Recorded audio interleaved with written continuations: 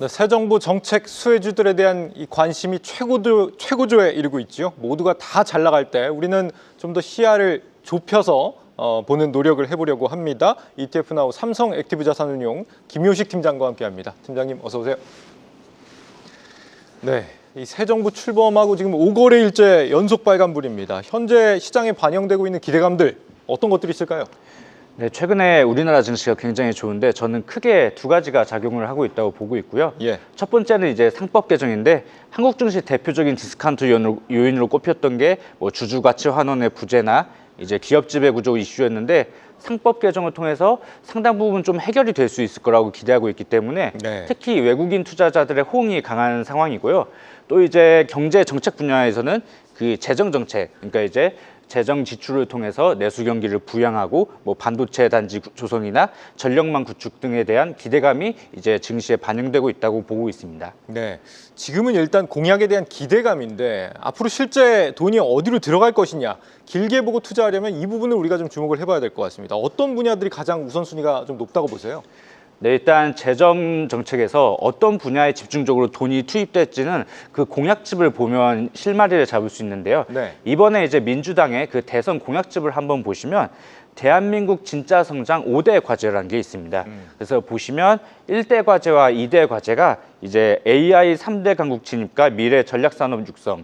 이거는 딱 봐도 이제 반도체랑 좀 관련이 깊어 보이죠. 네. 그리고 두 번째가 에너지 전환과 산업 업그레이드인데 이거는 이제 에너지라는 말에서 뭐 재생에너지나 원자력 같은 저탄소 에너지 네. 그리고 전력망 구축과 연관이 깊다고 보실 수 있는데 이 첫 번째와 두 번째가 좀 연결이 된다고 보실 수 있을 것 같아요. 맨 앞에 두 개 나오니까 또 두 개를 더 주목해서 봐야 됩니다. 네. 그래서 두 개를 이어서 한번 설명을 드려보자면 공약집을 좀 더 넘겨서 읽어보시면 이런 문구가 있습니다. 아리백 반도체 클러스터 조성으로 수출 산업 경쟁력 제고하겠다. 그리고서 이제 세 줄이 더 써 있거든요. 예. 보시면 첫째 줄에는 용인 반도체 클러스터 조성이라고 써 있고 두 번째에는 U자형 재생에너지 벨트 조성이라고 써 있고 셋째 줄에는 이제 전력이나 용수 등 인프라 구축을 하겠다고 써 있는데 이 문장들을 하나로 이어서 설명해 보면 네. 반도체 등 첨단 산업 단지 조성을 위해서 전국토를 아우르는 U자형 재생에너지 및 전력망 인프라를 구축하겠다. 그래서 키워드로 다시 정리해 보자면 네. 반도체, 에너지, 전력 인프라가 되겠습니다. 진짜 돈이 될 만한 산업으로 반도체, 에너지, 전력 인프라. 삼성 액티브 자산운용에서는 일단 이 부분을 가장 좀 유망하게 보신다라는 얘기인데 특히 그 중에서도 지금 에너지와 전력 인프라, 에너지 고속도로 정책하고 좀 맞닿아 있는 것 같은데 구체적인 계획이 어떻게 되는 거예요? 네, 에너지 고속도로 많이 들어보셨을 텐데 아마 구체적인 계획에 대해서 좀 공부해 보신 분들 많지 않을 것 같아요. 예. 이에 대해서 이제 올해 5월 29일에 민주당의 정책연구소인 민주연구원에서 에너지 고속도로 신문 10답이라는 보고서를 내놨는데 네. 여기에 따르면 수도권에서 사용하는 전력이 전체 전력 소비 한 44%로 절반가량을 차지하는데 전체 발전 설비는 고작 23%만이 수도권에 위치합니다. 그러다 보니까 남쪽 지방에서 이제 전기를 끌어와야 되는데 송전망이 부족한 거죠. 예. 그래서 여러 가지 제약이 발생하는데 예컨대 2022년에는 발전소 출력 제한 건수가 77건에 불과했는데 2024년부터 25년까지는 1000건이 넘어가고 있는 상황이고요. 또 동해안 지역에 화력 발전소들이 있는데 예. 이게 송전망이 부족하다 보니까 평균 가동률이 20%에 머물고 있습니다. 그래서 민간 발전사들의 적자가 커지고 있는 상황이고요. 열심히 발전을 하는데 송전을 못 하고 있는 상황인 거예요? 네, 그냥 놀고 있는 상황입니다. 예. 그래서 이 송전망 구축이 특히 심각한 상황인데 여기에는 이제 지자체나 지역 주민들의 반대가 좀 크게 작용을 하고 있습니다.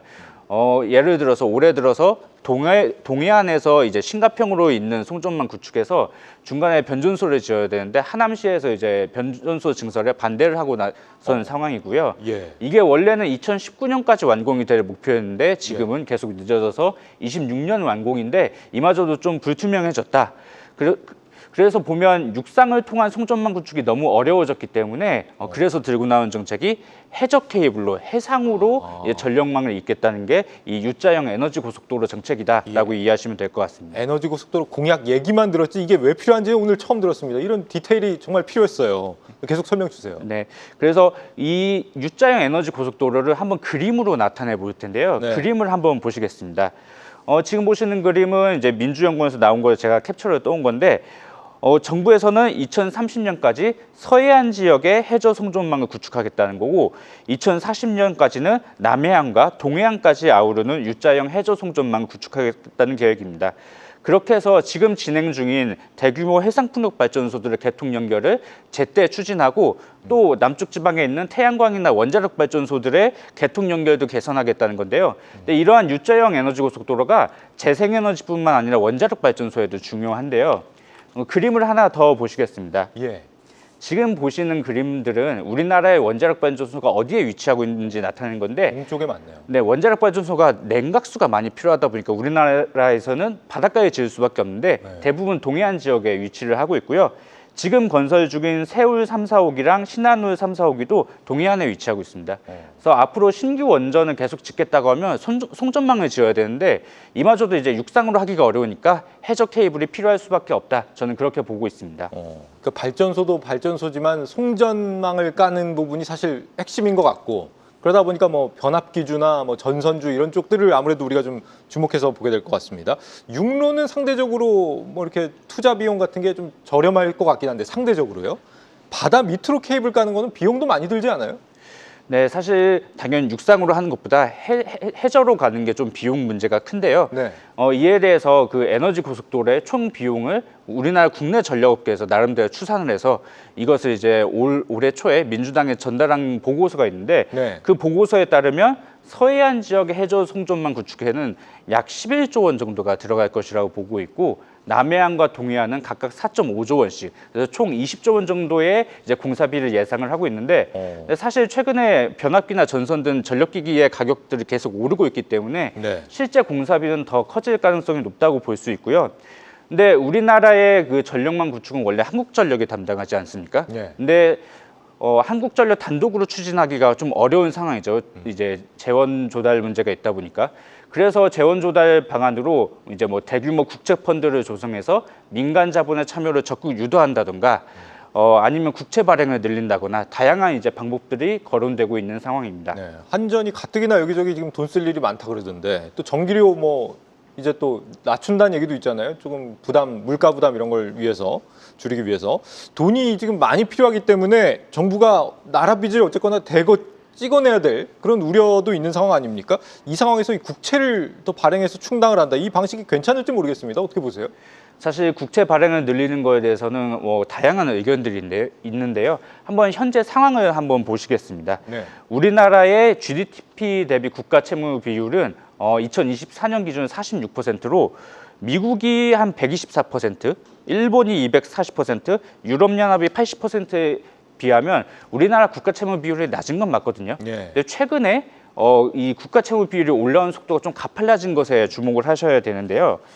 이렇게 채무 비율이 빠르게 높아진 배경에는 2020년부터 만성화되고 있는 우리나라의 재정 적자 상황이 자리 잡고 있습니다. 코로나 사태가 있었죠. 네, 예. 재정 적자 추이를 한번 보시면 2020년부터 매년 수십조 원 규모의 재정 적자가 이어지고 있는데 원래 우리나라가 대부분 재정 흑자 상태였거든요. 네. 이게 쉽사리 줄어들지 않고 있는 상황이고 이러다 보니까 국채 발행액도 같이 늘어나고 있는 상황입니다.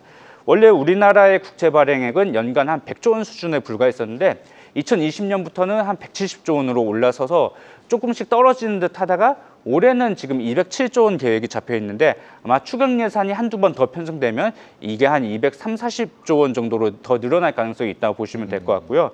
근데 어쨌든 이렇게 빠르게 국가 부채 비율이 늘어나는 것은 재정 건전성에 좋지 않기 때문에 민간 자본의 참여 유도나 전기료 인상 등을 통한 다양한 재원이 좀 병행이 되어야 할 것 같다. 그렇게 네. 보고 있습니다. 이 국가 채무 비율이라는 게 GDP 대비 국가 채무이기 때문에 GDP가 또 늘어나면 되거든요. GDP를 빠르게 늘려서 그 다음에 이제 국가 채무를 늘리거나 아니면 뭐 지금 늘어나는 국가 채무를 활용해서 GDP를 열심히 좀 성장을 시켜야 하는 그런 상황인 것 같은데 하지만 일단은 민간 차원의 재원 조달이 좀 더 고민이 돼야 되는 그런 상황이다 이런 말씀이시고요. 전력망 투자는 뭐 다른 산업들에서도 전력이 굉장히 필요한 상황이기 때문에 이 부분은 어쨌거나 가야 할 길인 건 분명해 보입니다. 에너지 고속도로 정책과 관련해서 앞으로 좀 투자자들이 주목할 만한 ETF 이런 게 좀 있을까요? 네, 국내 증시에 상장된 이제 국내 주식형 ETF 중에서 변압기나 전선 등 이제 전력기기에 투자하고 있는 ETF는 크게 3개 정도가 있는데요. 네. 보시면 코액트 AI 인프라 액티브, 코덱스 AI 전력 핵심 설비, 하나로 전력 설비 투자 등이 있는데 상장 이후 수익률이 가장 높은 것은 이제 하나로 전력 설비 투자이고요. 네. 이 코액트 AI 인프라 액티브랑 코덱스 상품은 작년 7월 9일에 동시 상장했는데 수익률 차이는 좀 많이 나는 상황이죠. 저렇게 그 코액트가 이제 삼성 액티브 자산운용 건데 수익률이 안 좋은 걸 들고 오셨네요. 네, 그게 이유가 있는데요. 네. 보시면 코덱스 AI 전력 핵심 설비에는 변압기나 전선 종목들이 100%로 구성이 되어 있습니다. 이제 코액트 AI 인프라 액티브에는 전력기기 업체들도 있지만 SK 하이닉스나 리노공업 같은 반도체 기업들도 다수 포함이 되어 있거든요. 네. 그러다 보니까 올해 1, 2분기 통틀어서 반도체 기업들의 주가가 전력기기에 비해서 상대적으로 부진했었기 때문에 수익률 차이가 좀 벌어졌지만 최근 며칠 분위기를 보면 반도체 섹터의 이제 주가 회복이 본격화되고 있는 상황이라 앞으로 어떻게 될지 좀 귀추를 주목해 봐야 될 것 같다. 그렇게 말씀드릴 수 있을 것 같습니다. 반도체 쪽도 전망이 앞으로 괜찮습니까?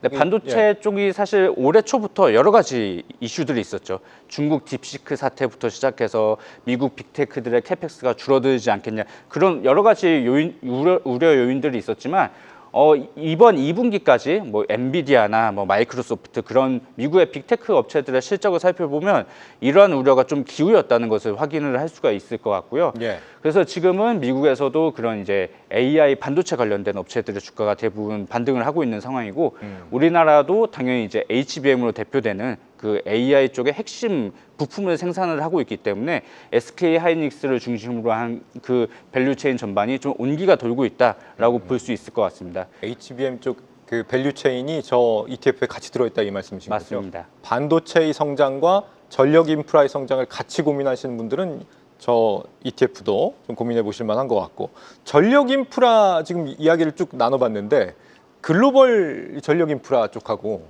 국내 전력 인프라 쪽하고 어느 쪽을 지금은 좀 더 높게 쳐주는 게 맞다고 보세요? 지금 당장은 국내 전력기기 업체들이 좀 더 편안한 상황이지 않나 싶습니다. 왜냐하면 원래도 우리나라 종목들은 해외 피어들 대비 좀 저평가가 많이 되어 있었죠. 예. 멀티플이 상당히 낮은 편이었는데 근데 실적 성장률 자체는 뭐 미국 업체들에 못지않게 잘 나오고 있었단 말입니다. 예. 그렇기 때문에 지금같이 외국인 투자자들이 국내 증시를 이제 사는 국면에서는 그동안 저평가받았던 국내 전력기기 업체들도 좀 멀티플 리레이팅이 일어날 수 있는 구간이 아닌가라고 생각을 하고 있고 또 이제 이런 에너지 고속도로 정책이 당장의 실적으로 꽂히지 않겠지만 뭐 올해랑 내년에 이제 발주가 나오고 그러면 2, 3년 후에는 실제적으로 이제 실적에 반영이 될 수 있기 때문에 그러한 부분들을 이제 전반적으로 고려한다고 하면 지금 국내 전력기기 업체들도 주가가 많이 오른 상황이지만 예. 추가적인 업사이드를 기대할 수 있는 상황이다. 저는 그렇게 생각을 하고 있습니다. 예, 오늘 말씀은 여기까지 듣겠습니다. 삼성 액티브 자산운용 김효식 팀장과 함께했습니다. 팀장님 말씀 잘 들었습니다. 계속해서 다양한 경제 이슈를 알고 싶다면 구독과 좋아요, 알림 설정 부탁드립니다. AI 캐스터 권미정이었습니다.